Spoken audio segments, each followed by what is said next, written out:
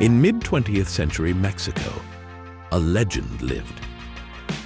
Alexandra Jimenez, cursed by a mystic werewolf's bite, was hunted relentlessly. Feared and misunderstood, she inspired myths of monsters in the moonlight. The villagers realized the myth they thought was a chupacabra was something far more interesting, a girl caught between two worlds.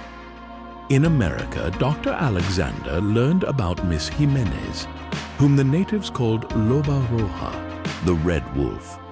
He sent Asim and Mr. Hyde to find her and recruit her. In a Mexican city forest, they found her, fighting off two members of the Lumen Mundi, a secret order bent on world domination who saw Miss Alexandra as a weapon they could utilize. Asim and Mr. Hyde tried desperately to help her, but they were outmaneuvered and captured Miss Jimenez and took her away. Dr. Alexander, unwavering in his resolve, launched a daring mission to rescue Miss Jimenez from the clutches of the Lumen Mundi. Finally freed by the Villains Association, Alexandra Jimenez embraced her new identity as Loba Roja, an unstoppable force